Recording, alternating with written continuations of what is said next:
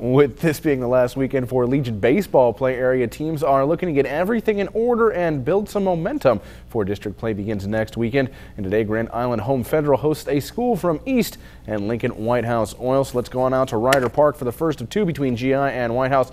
Bottom of the first, no score. Creighton recruit Will Baumsberger, he's going to go ahead and single to right for Home Federal. That puts runners on first and third, and they're threatening. And then after a hit, batter loads the bases and brings Alec Waters to the plate. Waters sends one out to deep left, rolling all the way to the fence for the bases clearing double, giving Home Federal a 3-zip lead after one. Look at those guys running around the bases, and they score, and we're all happy about it. Now, meanwhile, on the mound, Kyle Simons dominant for Home Federal. Simons gets the strikeout here, allowing one hit through 5 innings. Great game for him. And then moving on to the bottom of the fifth, well, Kyle's going to go ahead and help himself out with a little base hit here to left. That scores 2 more. Simons ends up on second with a 2-run double. Home Federal leads this game 5-0, and then they go on to win game 1 by a final score of 7-1. They win game 2 also, just pummeling White House 14-2. They improve to 27-17 on the year as they head into district play next weekend. Racing season is in full swing out at Mid-Nebraska Speedway, and tonight is a big night as the NCRA late models hit the track. So let's go on out to Mid-Nebraska and Donovan for the Super Late Model Nationals. This is heat number 1 of 2. 6 cars compete to be in the top 3 and move on to the championship race. Their 10-lap heat race is about halfway through. It's the number 2 car of Tommy Warner of Oklahoma taking the lead by about 4.5 lengths, and from that point on, he was never challenged and won the heat by more than 5 lengths as he's a contender for the championship later tonight. And then we move on to heat 2, and early in the race, it's going to be a couple of drivers here after, he's going to take the checkered flag there. And then early in heat 2, a couple drivers here. They're early on. They're taking the first turn neck and neck here as they go around. And it doesn't take long until number 21 car of Travis Deckus, he takes control of the lake of the race. And then Deckus is also able to win his heat by about a length and a half over Tad Pospisil. Championship race of the Super Late Models should be going on about, I'd say now or so, or shortly after here. Super Late Models, one of the signature events up at the season. Today is a big day for racing in Central Nebraska. We've already seen the NCRA Late Models Nationals out there at Mid-Nebraska, and now we head out to Motorsport Park Hastings for a little go-kart racing. I know what you're thinking. Go-karts? Really? But as you can see, these karts aren't made for kids. When you're an inch off the ground, everything over 100 is about the same. The karts ride just millimeters above the ground and travel at speeds ranging from 75 to 130 miles per hour, giving racers quite the driving experience. Rough. Hot and rough, but it's a lot of fun. Despite driving conditions, racers hit the course racing against each other and the clock. Each race lasts about 30 to 45 minutes as drivers circle the track as fast as they can, trying to be the one in front when time runs out, getting the checkered flag and valuable points in the kart series. We just do 9 races, and to qualify for points for a championship, you have to make at least 6 of those 9 races. And there's no money in it. We just get a trophy or a plaque at the end of the day. So it's a friendly family sport. Everybody knows everybody. It is everybody's kind of brothers, sisters, takes care of each other. Your number one enemy on the track, you'll loan him your best engine. That's the way it is.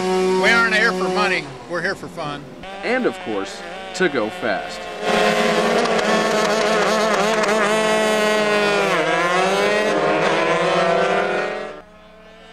You know what has a really great smell? I know you motorheads will agree with me on this one. Racing fuel. Oh, so sweet. Anyway, up next in sports, we head out to State College. Hear the latest on the cover-up and how it might affect the football program. Sports continues after the break on News 5's Weekend Edition.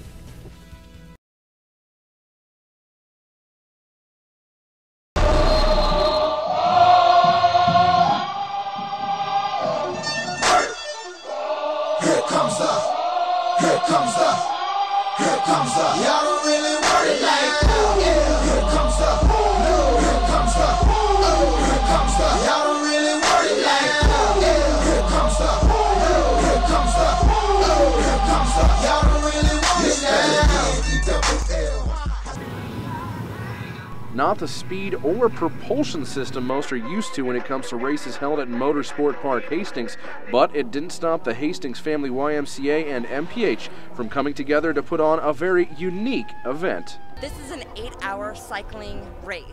More or less, it's a quirky idea that we came up with in the middle of the night that said, what if we had an endurance race but kept it in a safe confinement of the racetrack? So we came up with this idea. While the inaugural event only drew 6 teams and 1 lone racer, the competitors involved have come from near and far to compete in the race. Columbus, New York, and even as far away as Alaska. Doing a cross-country road trip from Alaska.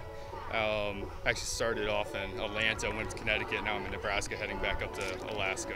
Somehow my aunt talked me into doing an 8-hour bike race, so I'm out here to support the family and have a good time. Support, a common theme around the track. Team members cheered on each other, while the event staff, they went with the Christopher Walken approach of support. That's right, folks, more cowbell. And as always with any race at MPH, George Anderson was there, spreading his enthusiasm.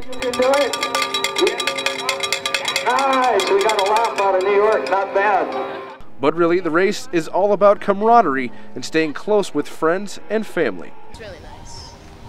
He's the youngest one out here, so it's really nice to spend time with the kids. Even one of our very own News 5ers, Colin Murphy, tried to conquer the curves of MPH, and, well, I think the curves won. Worn out.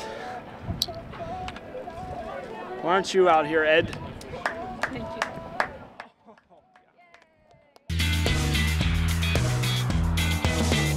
Grand Island's Stephen Cahoy officially started his pole vaulting career in January and already owns the school record at 15 feet 6 inches. And on that vault at the Norfolk Invitational, the Islander broke the meet record, which had stood since 1977. Well, honestly, for him, that was kind of business as usual. He hasn't been breaking records all along. He had ideal weather that day. The competition level was pretty good, and it pushed him to go further. To give you an idea of just how high Stephen Cahoy has vaulted, I'm standing on top of the live truck. Top of my head's at 13 feet above the ground. He's gone 15 feet 6 inches. That's 2.5 feet above me. State record, 16 feet 7. That's 3.5 feet above me. That's quite a distance. Following Stephen's record-breaking vault at Norfolk, the junior took 3 tries at becoming just the 8th person in Nebraska track and field history to clear 16 feet and came up just short of the mark, clipping the bar on his way down. But it was his first attempt that was probably the most painful, literally. It hurt a lot. Quite a bit. The broken bar was just a minor setback for the former gymnast, as Cahoy knows exactly what he needs to work on to clear 16 feet. When I get up top at the top of the pole, I just need to work on focusing, getting up higher, pulling up, and explosiveness. With this week's Aurora Cooperative 5-star performer Stephen Cahoy, I'm Kyle Thomas, News 5 Sports. That was better. Good luck. Water rushed down the stands and out onto the field. Fans took shelter trying to stay dry during a torrential downpour. As the clock ticked toward game time, Husker Nation hoped the game would still be played, but their hopes would not be answered. So at this point, we're going to cancel the game for the day. There's a possibility that we may play tomorrow, so the weather significantly improved. Many rejoiced at the idea of the game being played today, but soon that joy faded as well. Yeah, I don't think we're going to be able to play it. I think there'd be too many conflicts. I mean, there's a lot of reasons why. I mean, obviously, I'd love to play it for our fans, but there's a lot of issues, logistical issues with it. When it comes to it, there's a lot of conflicts involved. We got guys who have some academic things that they have to be at tomorrow afternoon. In the end, we just waited. We couldn't make it work. So, with no spring game for the first time in over 60 years, fans left Memorial Stadium disappointed, but with a memory they can talk about for years to come. We were here at 9 a.m., so we had about 3 hours of fun before the game even started. Yeah, it's unfortunate, but obviously got to keep make sure that all the players are safe, and we wouldn't want someone to get injured. The lack of a spring game, fans and media members alike will never know the answers to questions only the spring game can answer. Would Rex Burkhead had more than 3 carries? Which backup would have shined only to be never heard from again? Either way, I guess we'll have to be like Cubs fans and wait till next year.